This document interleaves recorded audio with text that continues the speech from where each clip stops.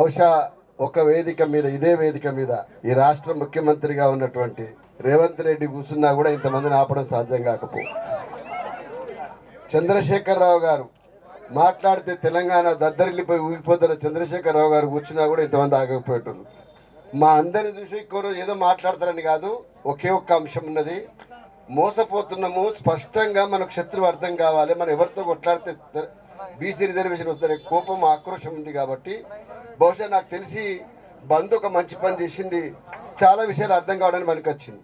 అది రిజర్వేషన్కి ఏం అక్కర వచ్చిందో తర్వాత వచ్చిన తప్పకుండా అర్థం చేసింది. కాబట్టి ఆ చివరిలో బహుశా నాకు తెలిసి ఇందిరా పార్క్లో 3 గంటల సందర్భం లోపల నా కనుచూపు మేర జనం కనపడుతున్నారంటే అది 100% మీ చైతన్యం మాత్రమే. ఈ చైతన్యాన్ని కాపాడుకోవాలి.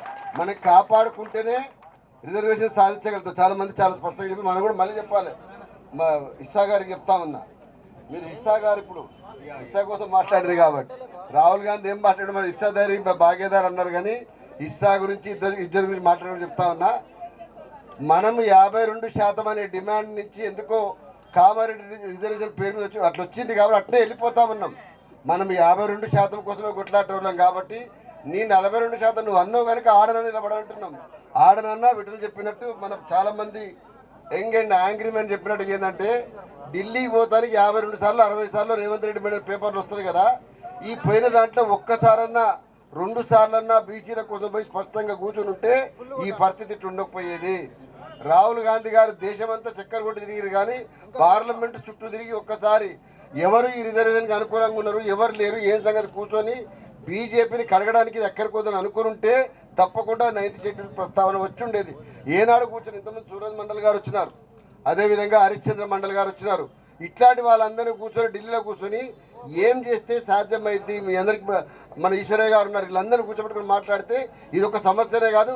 ఒక్కసారి కూడా ఢిల్లీ లోపల ఇవాళ దేశంలో ప్రతిపక్షానికి నేనే ముందున్నని చెప్పేటువంటి పార్టీ స్పష్టంగా కూర్చొని నిర్ణయం తీసుకుంటే కనుక ఇవాళ తెలంగాణ రిజర్వేషన్ తప్పకుండా కూడా ఒక అడుగు ముందు పడేది. వారు చెప్పినటువంటి రాహుల్ గాంధీ గారు చెప్పిన తెలంగాణ ఇద్దరు రోల్ మోడల్ అంటారు కదా, రోల్ మోడల్ అయ్యేటువంటి అవకాశాన్ని మిస్ అవ్వడం లోపల కాంగ్రెస్ పార్టీ నాయకత్వం చాలా స్పష్టంగా విఫలమై ముందున్నది. కాబట్టి ఈ పరిస్థితి తెలియజేస్తూ విశారదన వచ్చిన తర్వాత ఇవాళ దీనికి ఏదైతే ఒక మాస్ చర్నింగ్ అంటే జనంలో నిరంతరం పట్టుకొని వేలాడేటువంటి శక్తి ఉన్నటువంటి ఒక లీడర్షిప్ దీనికి అటాచ్ అయింది. కాబట్టి ఇది చాలా స్పష్టంగా ఉన్నది. మనం ఎంత గొప్ప మెటీరియల్ తయారు చేసినా కూడా దానికి కన్సిస్టెన్సీ అంటాం, అంటే బంక పట్టుకున్నట్టు బంకమే శక్తి ఉండాలి. బంక పట్టుకున్నటువంటి శక్తి ఉన్నటువంటి ధర్మ సమాజ్ పార్టీ బలంగా గ్రామం ఉన్నది. కాబట్టి ఆ బంక కూడా ఉట్టిగా రాలే. 1,00,000 కిలోమీటర్ల ప్రయత్నం చేస్తే ఆ బంక వచ్చినప్పుడు ఉట్టిగా రాలే.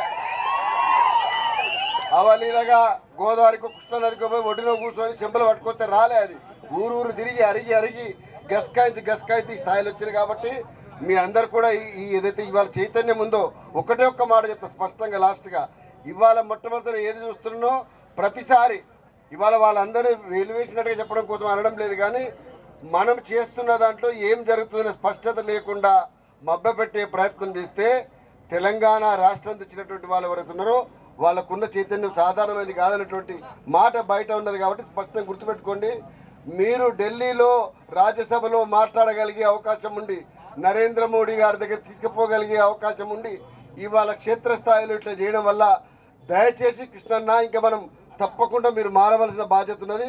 మారకపోతే భవిష్యత్తులో మిమ్మల్నే ఇవాళ కార్నర్ చేసి చూసేటువంటి పరిస్థితి వస్తుంది. ఎంత స్పష్టంగా చెప్పదలుచుకున్నా.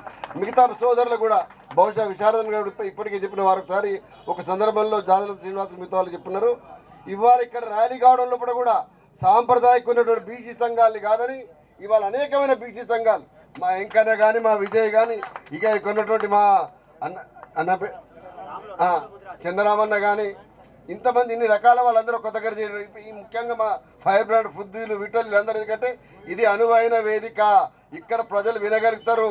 విన్నటువంటి వాళ్ళు ఉట్టి ఊకోరు, గ్రామానికి పోయి ఇప్పుడు జరుగుతున్న పరిణామాలు చెప్తారు. ముఖ్యంగా 9th షెడ్యూల్ అనే పదాన్ని రాజ్యాంగంతో పాటు ఈ సభ ఇప్పటిదాకా చేసిన ప్రయత్నం, ముగ్గురు పైన కూర్చున్న వాళ్ళు కానీ మిగతా వాళ్ళు చేసిన ప్రయత్నం ఏంటంటే గ్రామ స్థాయికి 9th షెడ్యూల్ అనే పదం ఇవాళ ఇందిరా పార్క్ వేదిక బయటికి వెళ్ళింది. రేపు గ్రామానికి వెళ్ళాలి, ఇదే మాట రావాలి. ముఖ్యంగా స్థానిక ఎన్నికలలో లక్షలాది మందిగా మేము పోటీ పడతాం. ఇవాళ 7,000 పోస్టుల కోసం పోటీ పడతాం సర్పంచ్ అంటున్నారు కదా, వాళ్ళకి వెళ్ళిపోవాలి. మన 9th షెడ్యూల్ కోసం కొట్లాడి తప్ప కాదని ఇదివరకే గతంలో చిరంజీవి గారు మిగతా బీఆర్ఎస్ కాంగ్రెస్ అందరూ కూడా కలిసి ఒక సందర్భంలో 9th షెడ్యూల్లో పెట్టాలని చెప్పేసి ఒక సందర్భంలో వారు మాట్లాడినారు.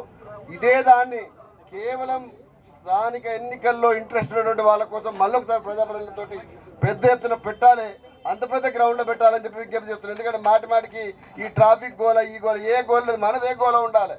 మన గోల మాత్రమే సింగిల్ వాయిస్ ఉండాలి.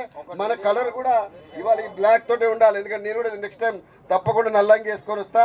కాలాలు అయితేనే మనకి ఏ రంగు లేదు, నిరసన మాత్రమే మన రంగు. కాబట్టి అందరు కూడా నల్ల జెండాలతో రావాలి.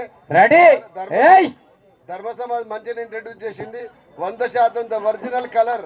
ప్రపంచంలో దేన్నైనా అబ్జర్వ్ చేయగలిగి దమ్మున్నటువంటి కలర్ నల్లది మాత్రమే. నల్ల కలరే ఇప్పటి నుంచి మొత్తం ఈ రిజర్వేషన్ ఉద్యమానికి వచ్చేదాకా ఉండాలని చెప్పి తెలియజేస్తూ I'm proud to be here. తప్పకుండా మీతో ఉంటా. మీరు మాటికి ఎవరు కూడా స్టేజ్ మీద ఉన్నటువంటి వాళ్ళు ఏ పార్టీలు ఎవడు కాదు, ఎవరితో ఉంటాడు, ఏం కొట్లాడతాడు, వాడు దమ్ము ఉందా లేదా, ఇది ఒక్కటే చూసుకొని చెప్పి మీరు ఎక్స్రే ఉంటుంది కదా, ఎక్స్రే చూస్తే లోపల ఏం దమ్ము తెలుస్తుంది అట్లా.